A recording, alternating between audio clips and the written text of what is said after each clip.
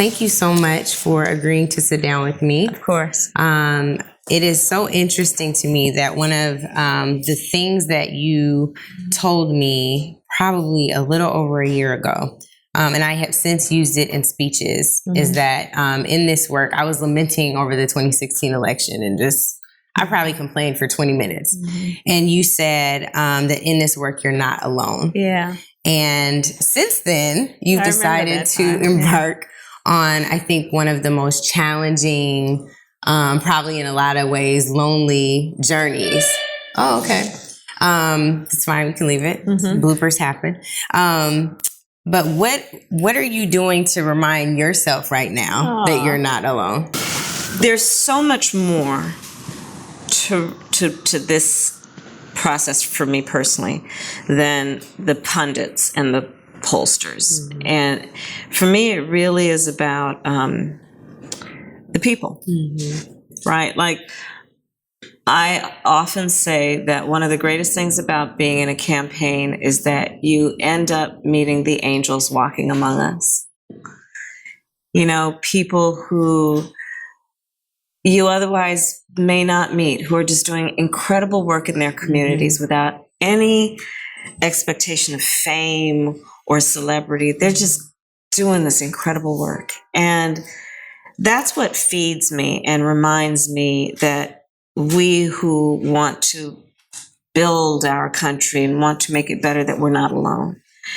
And it also, Angela, gives me it really gives me a lot of hope and therefore optimism about where we are and where we can be. And, you know, my feeling about it is that this is a moment that requires us to have faith and to believe in what can be, unburdened by what has been. And there are so many aspects of this process that reinforce that for me. So, you, I am assuming, have used this same hope to inspire you to write this criminal justice reform plan that you all have entitled Kamala's Plan to Transform the Criminal Justice System and Re-envision Public Safety in America. That's right. That is a hell of a job. Like, thinking about everything that this country is built on, how are you going to use that type of hope to inspire this work, but to also practically ensure it happens, it comes to fruition? Well, I mean, it's also been part of my life's work. There's so much about this plan that is an extension of everything that I have seen firsthand, both in terms of opportunity and in terms of obstacle. And so there are components of this plan that are about, for example, saying we need to deal with mental health and mental health resources.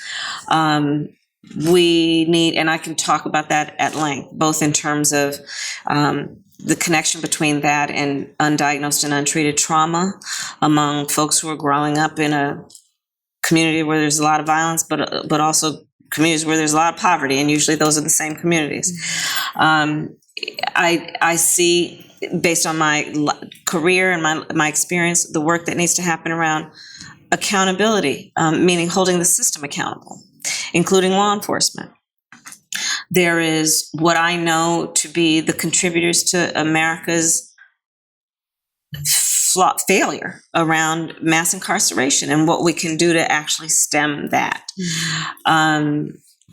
Reentry, the work that I did that was about being one of the first in the nation to say there is another way, which is that people who are, in my case, what I did was people who were arrested for drug sales, getting them jobs and counseling and support, and reentering them into the community in a way that they don't reoffend. So there is so much about my career and my life's work that tells me that the plan that I have now rolled out is not only doable, but that is, it literally is, it's achievable based on how I know the system actually works and how it can be better. You have talked about your career and your life's work a couple times, even just now. And I want to get into that in the record because there have been so many questions on your record. But first, I want to, just from a humanizing standpoint, I want to know what age you decided to be a lawyer. Oh, when I was a child, I wanted to be, it was Thurgood Marshall, and it was Charles Hamilton Houston, it was Constance Baker Motley, it was those lawyers who were the architects of the civil rights movement. And that was powerful. I mean, I'll never forget, that iconic photograph of Thurgood walking with his briefcase. I'll never forget the stories about the power that these individuals had to fight a system that was unjust and to make it just. And it was the lawyers who were doing that. It was the lawyers who were in those courtrooms who were saying, if you want to be faithful to this Constitution and all of its amendments, then I'm going to hold you accountable. And the way that we're going to do that is to do it in a courtroom and with the skill of being a lawyer. So I decided when I was 6, I think partially because I felt like my dad was a lawyer, but that's technically unauthorized practice of the law because he is not licensed. But he was such an agitator, an activist, an advocate in the community. And I know you share some similar experiences with your parents. That's right. Civil rights. My parents were active in the civil rights movement, but also to the point of the models in your life. One of the people who helped raise me was my Uncle Sherman, who also taught me how to play chess, because he said, Kamala, and he said to Maya, to my sister, you need to understand that life is like a chessboard. And there are going to be a lot of different players on that board who have different moves. And you have to be able to see the whole board and see, basically have a 360 perspective. And also, his point was that you also need to be thoughtful about what step 10 is before you take step 1. Because otherwise you may be knocked off the board. Yeah. But the other thing about Uncle Sherman is whenever anybody in the family or the extended family had anything go wrong, or anything that they weren't sure about, or anything that they felt was an injustice, they'd say, call Sherman. Call Sherman. He'll know what to do. Was he a lawyer? Yeah. Okay. He was a lawyer. He was one of the first Black lawyers to actually in the Bay Area who did the kind of work that he did. But people knew. I mean, I just grew up hearing people say, call Sherman. He'll know what to do. And I wanted to be that person. Right. So were you when did you decide to become a prosecutor? Because in our community, no, that was much later. I was on the National Black Law Student Association, and being a prosecutor, like, that's what you're going to do? So how did you arrive to that decision? It was, I was raised that you must be a fighter for justice. I was raised with those words of King and others, right? Which is whatever, remember King, I'll paraphrase, but famously said, whatever you choose as your profession, you must be a fighter for civil rights and for justice. So when I went to law school, it was very much with that purpose. And I grew up knowing about the impact of the criminal justice system on my community, on my relatives, on the people I care about. And, growing up, look, there is not a Black man I know, be he a relative, a friend, or a colleague, who has not been the subject of some kind of racial profiling or misconduct. And my point was, look, let's go in there and fix the system, agreeing that there's a powerful place to hold in the inside where the decisions are being made. Angela, the other thing is this. I was raised with many principles that we were taught, and one of them was self-determination, which is, the way what that meant to me then and now is, you don't need to ask permission. Just go in there and get it done. And there's something people should know about themselves. I'm not so good asking for permission. So when I wanted to change the criminal justice system, and I felt strongly about that, I decided, well, why don't I become a prosecutor in a way that I will be on the inside, where I can be making the decisions, and also, frankly, where I can be a voice for the most vulnerable in our community. I specialized for a long time in child sexual assault cases. A large part of my career, the majority of my career, was focused on the abuse and the harm against women and children. I prosecuted, cases where, women and children were treated horribly. I would stand in front of a jury and I would say, look, the penal code wasn't designed just to protect your image of Snow White. So she may happen to be a drug addicted prostitute. That doesn't mean that she wasn't raped. I said that these young women who are being picked up and called teenage prostitutes, no, they are being bought and sold. If you look at their background, a lot of them come out of the foster care system, they're runaways, and they are being exploited. And so we should not be treating them as criminals. And I created one of the first safe houses for what I call sexually exploited youth, saying they should not be put in juvenile hall. I could do all of that because I had the power. I didn't need to ask anybody permission. I was on the inside where I could do that kind of work. I prosecuted a case, like various forms of domestic violence, including this one case where this guy scalped his girlfriend, like literally scalped her. But then I was in an ability to also work with a physician who gave his pro bono time to help her with reconstructive surgery. That was a lot of the work that I did. And, in combination with being very active in my community, I started a mentor program for the young people in my community around getting them into museums. I co-founded an auxiliary at the county hospital, Highland Hospital in Oakland, California, because my rape victims would have to go to those rooms. And it was awful, the kind of conditions. And I said, we need to upgrade these facilities so that we can treat these women with dignity and give them a place where they are, they're not, being treated like just some statistic. And you were doing a lot of this work before progressive prosecutor was a thing. Oh, yeah. And arguably progressive prosecutor and that measurement stick has changed quite a bit. How do you think you have changed and evolved since then? Yeah, well, to your point, when I was doing this, and especially when I started, there's no question that I chose to go up the rough side of the mountain. There is no question whatsoever. And really, go against the current. The reality of it is, especially on social media, people fall victim to the echo chamber that exists, and there's not any due diligence on whether an article is real or fake. I know. On whether, I think on my Wikipedia page, just for example, they have on there, somebody decided that I'm a Haitian American lawyer.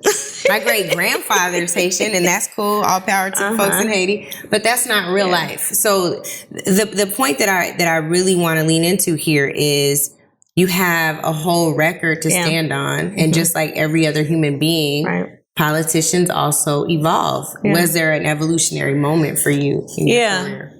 So, it's interesting. I was having a conversation with a bunch of leaders, activists, opinion leaders, thought leaders in the criminal justice reform movement. And they were asking me about where do I stand on independent investigations of police departments and police shootings, and in particular police shootings. And they said, well, we're not clear about where you stand because you've in the past said you don't believe in taking cases. And so, while you were AG? Well, but let me tell you about this. Before this. So when I was district attorney, I was in office after being elected less than 100 days when there was a police officer who was killed in the line of duty. Now, and I did not seek the death penalty. I had also run on a platform of I've personally opposed the death penalty. I've always made that very clear. People wanted to take my case from me because they wanted a death penalty charge. Democrats in very high levels of authority and position wanted my case taken from me. People tried to take my case from me. And my point was, you're not taking my case from me. I was elected. Everybody is clear about where I stand on an issue. I have used my discretion to determine what is right for this case. You're not taking my case from me. And they tried, and they tried, and they tried. People were protesting against my office and against me. There were all, I mean, it was a whole thing. And even Democrats were trying to take my case from me. And I said, look, I was elected on this platform. I was elected to do this job. Ain't nobody gonna come in here and tell me what to do. If people don't like what I'm doing, they'll vote me out of office. So I kept my case. I had to fight to keep it, and I kept my case. Later, years down the road, people are saying, go in and take the cases from DAs around police shootings. And I said, I'm not in favor of, I'm not taking any DA's case.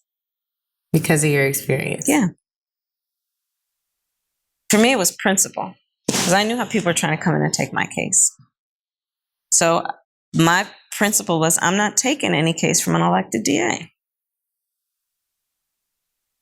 Because, I mean, it was a profound experience.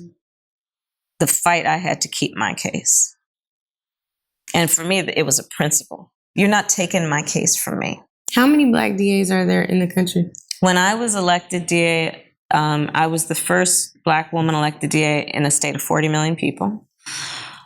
And there were, I think, 4 of us who were Black elected DAs in major cities in America when I was elected DA. So you see why our perspective might have been a little different than yours. It's just not enough. Man, that's deep though. And but so that's where I came from. So I am in favor of independent investigations. I am in favor of independent investigations. Absolutely. It's part of my plan. I am in favor of independent investigations. There need to be independent investigations. But on that issue of taking my case, that cut deep for me. And that's where I came from. And it was a personal experience that deeply influenced how I felt about the issue. But there should be independent investigations. There's no question. And I am a proponent of that. I'm advocating for it. It's in my plan. My mom says the most important skill we can learn in life is perspective taking. And this was one of those moments for me because I'm like, what's wrong? But yeah, if you hadn't started with this, they took my, or trying to take my case, and yeah, some cases still need to be taken from some people though. But you understand what I'm saying, no, I get right? it. Like, how dare these people come in and want to take my case from me? Because it was literally like, how dare you? I'm independently elected. Yeah. You're not gonna come in here and play daddy. But so was Meek Mill's judge. No, I know, but I'm just saying that this is where I came from, and so it influenced my perspective in a very profound way. Yeah. But I am in favor of independent investigations. I got it. When I became a prosecutor, it was during that era that the crime bill of 1994 was passed, right? Which Democrats supported. In California, 3 strikes was passed. Did you support the crime bill, even though you weren't in a position to vote for it? Were you ever? No, I mean, I wasn't actively involved with it, but this was what was happening in that time in America.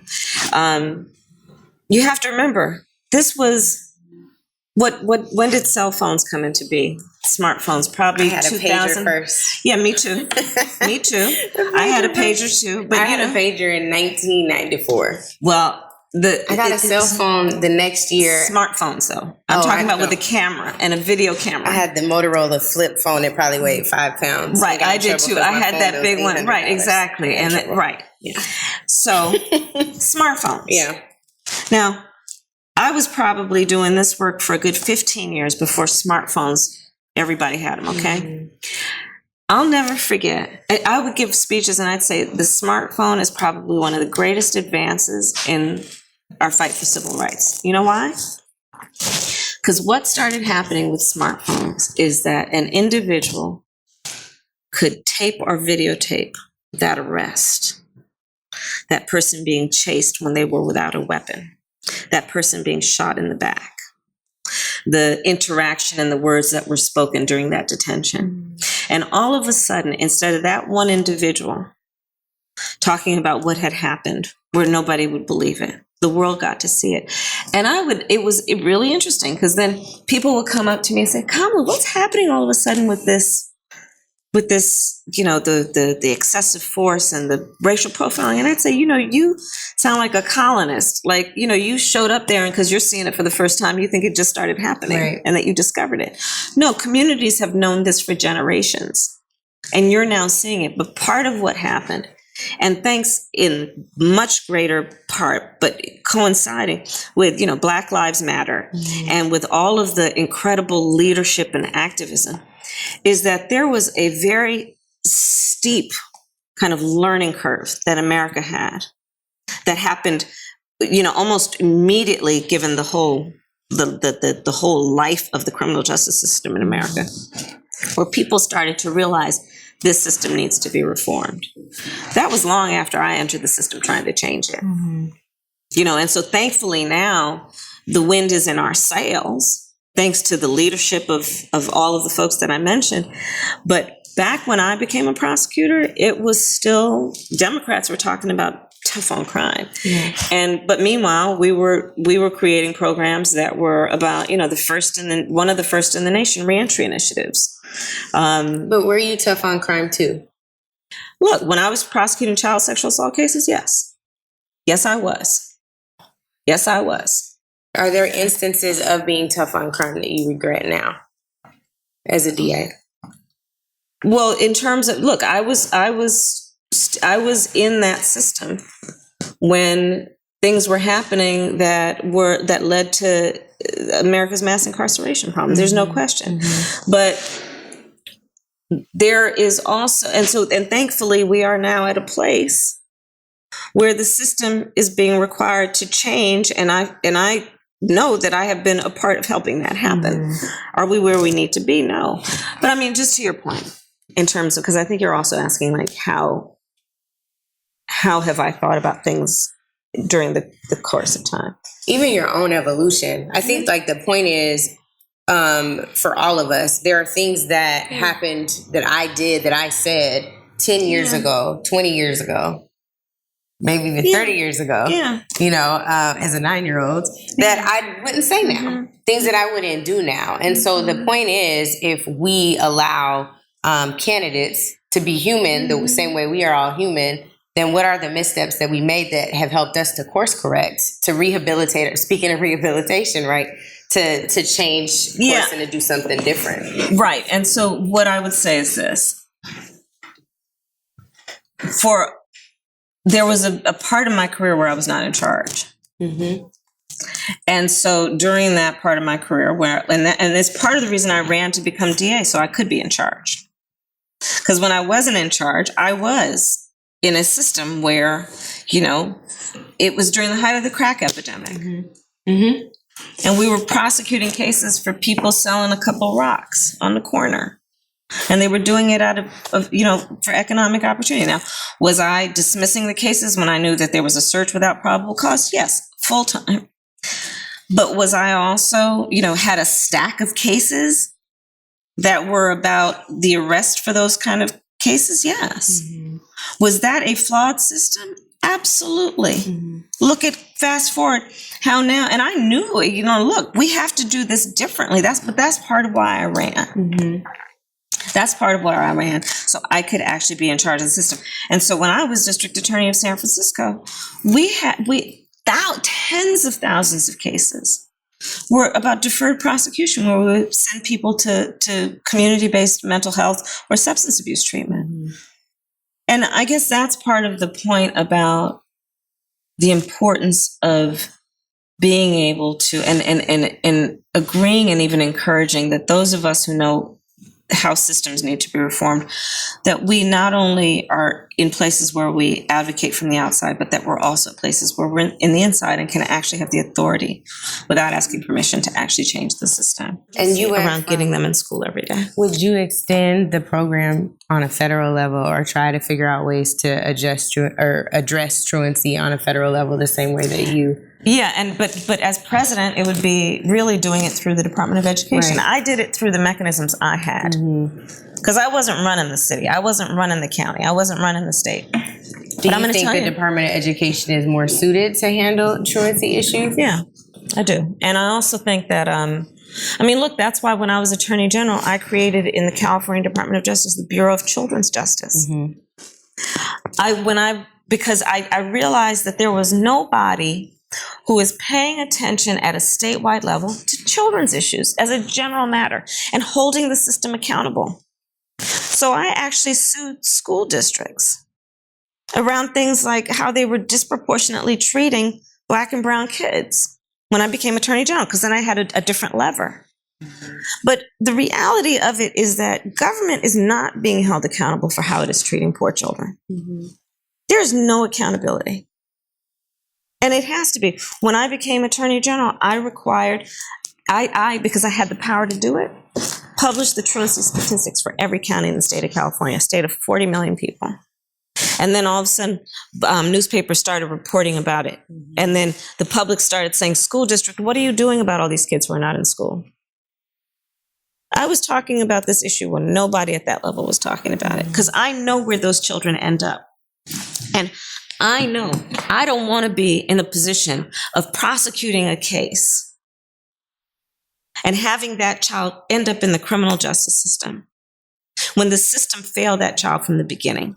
And it was about holding the system accountable. That's the entire purpose of it, was about holding the system accountable, which we did. In the last Democratic debate, there was this astonishing, at least I thought it was astonishing, attack from Tulsi Gabbard on your record. She talked about 1,500 marijuana convictions while you were AG, that you blocked evidence that would have gotten Kevin Cooper off death row, that you encouraged prison labor for wildfires, and it wanted to extend the prisoners' sentences. And in 2004, you pushed to increase cash bail. What do you say to those attacks? You looked like, okay, I don't even have time to deal with all this. You have a little bit more time. But it was extraordinary because actually, and you know what, I don't even need to respond. I will, of course, but there have been independent reviews of what she said that across the board found inaccuracies, if not flat out lies. Well, the folks who are still tweeting about it might need to know what the facts are. So from your vantage point. Yeah, I mean, we can, listen, first of all, there is no question that I have spent my entire career focusing on reforming the criminal justice system. When you're talking about the marijuana cases, as Attorney General, I didn't prosecute marijuana cases. I didn't prosecute any cases. The DAs did. So that's just a flat out lie. We didn't prosecute marijuana cases. I was running the California Department of Justice. I was taking on the 5 big banks of the United States, bringing $20 billion back to the homeowners of California. I was taking on pharmaceutical companies and big oil companies and prosecuting them when everybody else was shuddering in their boots about these powerful special interests. In the Kevin Cooper case, when I found out what was going on there, I made a demand and a request and a demand that there be DNA testing. When I found out about that case, because I have always been about saying that we need to test DNA. Let me tell you, when I became Attorney General of California, there was this extensive backlog of rape kits that everybody said, oh, there's nothing we can do about it. I got rid of that backlog in 1 year. Because I have always been about saying we need the science to prove innocence or guilt, but it has to be a priority. So, it was obviously a political attack. It was meant to, distort my record because this is somebody who was running against me. So for your transition to becoming the first Black woman senator from the state of California. And second only in the United States. Second only. You have had quite the job, challenging members of Congress who are trying to tell you that it's not your time or you're being disrespectful in committee hearings, and very much being the voice of the people there. You've also had a robust legislative agenda, also taking on some of the things that you tout in your criminal justice platform. What are some of the highlights? Some bills that you've introduced, co-sponsored, that you want folks to be aware of? Maybe even a signature achievement or one of your proudest moments. I know we don't have a lot of time. Oh, well, there are a few. One is I've been a leader in the United States Senate on what we need to do to get rid of the cash bail system in America. And why? Because I know the system from the inside. And I know that when we are talking about the issue of bail, the fact is that there are people sitting in jail every day in America for days, weeks, months, even years, waiting to go to trial simply because they can't afford to pay the money to bail out. Whereas the person who's got the money is out fancy free, waiting to go to trial. So this, for me, is not only about criminal justice, it's about economic justice. So knowing that it's about economic justice and knowing that this is actually an issue that impacts any and everybody in the criminal justice system based on their wealth, in addition to race. The things that I feel very strongly about is what we need to do around securing our nation from foreign interference. I'm on the Senate Intelligence Committee. I'm on the Senate Homeland Security Committee.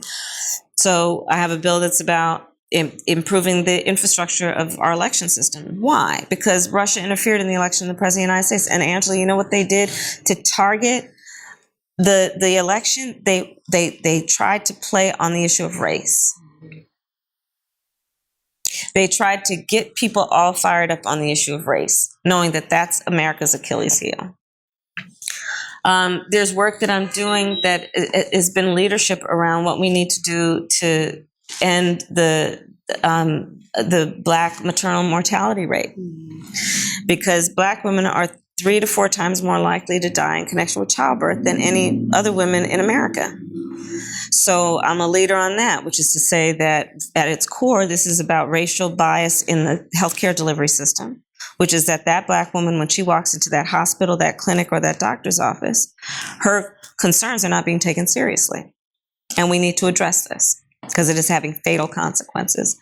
I'm dealing with the issue as a leader on the issue of, as one of the leaders on the issue of incarcerated women. Because in America today, there are women who are being shackled during childbirth.